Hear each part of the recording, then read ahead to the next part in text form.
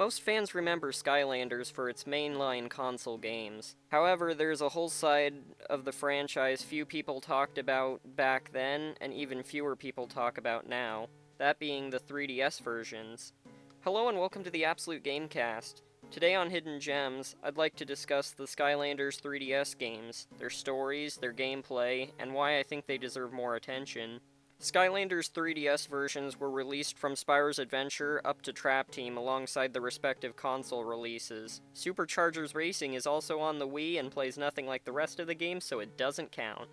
The biggest difference between the console and 3DS versions is their stories and some aspects of their gameplay. Spyro's Adventure 3DS was released October 12, 2011, developed by Vicarious Visions and published by Activision. In this game, the Skylanders are sent on a mission to the Radiant Isles, where a group of peaceful sorcerers known as the Mystic Seekers have been captured by the evil Hector, a large head who enslaved them and plans to hoard their power for himself, for some reason. Before getting into the basic gameplay, there are some small differences I'd like to discuss. Jumping was featured in all the 3DS games, despite the main series not having it until Swap Force. I'm not really sure why this was the case, but it's pretty funny retrospectively. The other difference I'd like to address is that this game and the one after feature a system that allows you to have up to 2 Skylanders on standby without the need for the figures or even the portal. Near the start, you scan 2 Skylanders and can switch between them by tapping their respective crystal on the bottom screen.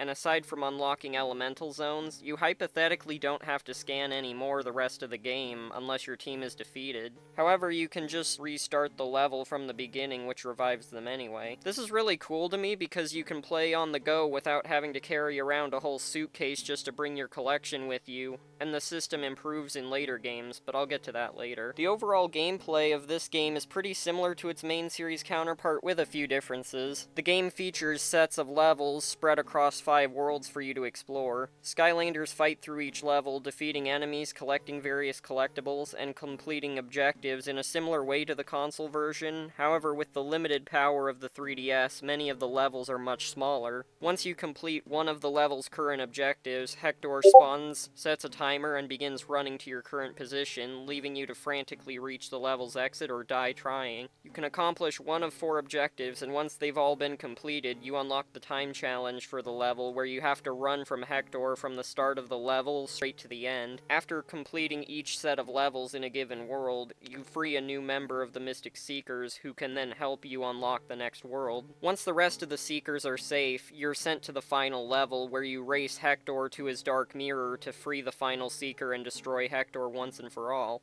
For the first game in the series, I remember this game being a pretty good start, and despite the length of time since I last played and some of the limitations, I have some fond memories of playing it when I was younger. Moving on to Giants 3DS, the game was developed by N-Space and published by Activision. In this game, the malicious Captain Frightbeard, who was trapped inside the Chest of Exile, manages to escape and is now searching for the chest to unleash his remaining pirate crew. Now it's up to the Skylanders to race Frightbeard to the chest and stop him from freeing his crew. How did he manage to escape the chest but still have to chase after it after already getting out? I have no idea, let's move on. To not waste your time, I'll summarize the gameplay of this game since it's very similar to the first, the main difference being that there's no Hector time challenge in this game, and the levels follow a more linear story-focused progression. There's also the inclusion of Giants, who have various exclusive zones and abilities the other Skylanders don't. Similar to the console version, there are also feats of strength that only Giants can access, most of these featuring hidden treasure or collectibles for you to find. After being scanned, Skylanders can be switched between in the same way as the first game as well, so if you want, you could always have one core and one giant at the same time. Funnily enough, while I do have fond, vague memories of playing this game as a kid, it's been so long that I had to remind myself what happened in the game before my memories started suddenly flooding back. Because of that, researching for this game, even before making this video, was a fun and nostalgic experience. Skylanders Swap Force 3DS, released October 13th, 2013, and also developed by N-Space and published by Activision, is probably my favorite game out of the ones discussed today. In this game, the Skylanders are summoned to a ceremony in Boomtown, the place where Flynn from the console games grew up. All goes well until the evil Count Moneybone crashes the ceremony, kidnaps Callie, and steals Flynn's gold statue, and now it's up to the Skylanders to defeat Count Moneybone and save Callie.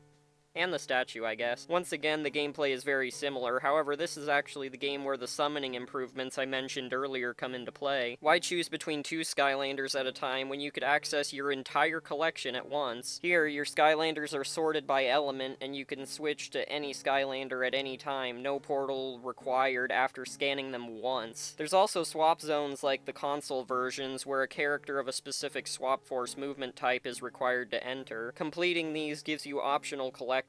I really enjoy this game. Out of all of the games I've discussed so far, this is probably the most important one, since it's the introduction to Count Moneybone, who despite having a pretty minor role does return in Superchargers, and to my knowledge is the only 3DS villain to appear in the main games plot-wise. I'm also a big fan of the new collection system introduced in this game. Being able to quickly jump from one character from your whole collection to another on the go without the need for a portal is a huge plus in my book, and it's something I wish more Skylanders games had. Finally is Skylanders Trap Team 3DS, released September 30th, 2014, developed by Beanox and published by Activision. Before I start this section, I want to preface that I never played this game for myself, and while researching, I looked up how much a copy of this game goes for, and yeah, no. Because of that, and the fact I haven't played it, I don't feel like I can give my honest opinions on this game, but I will still briefly discuss the game based on my research I did for this video. For the story of the game, after Hugo accidentally reads a cursed book holding various nightmare villains, they escape. Their leader, the Dream Sheep, then casts a sleep spell to put all of Skylands to sleep,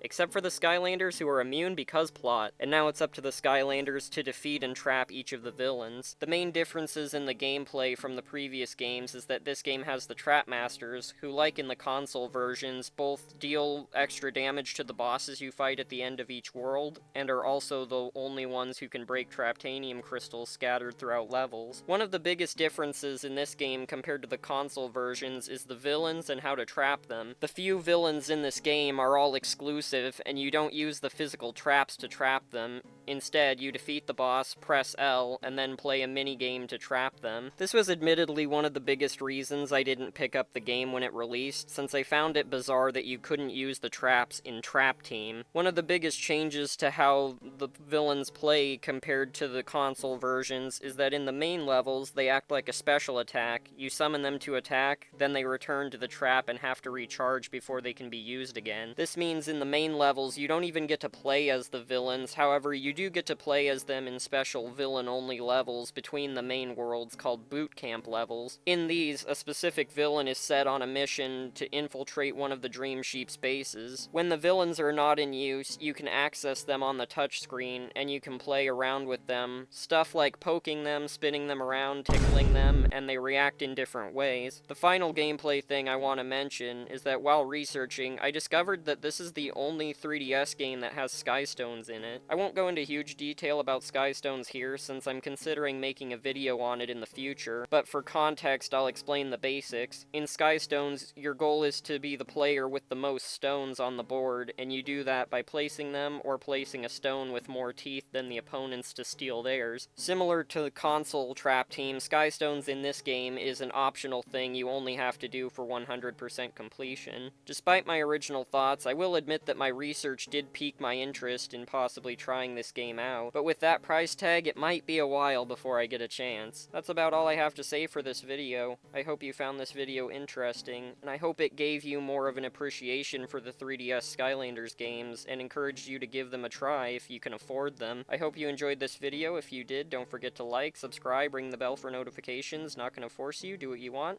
Thanks for tuning in, and that's a video. Bye.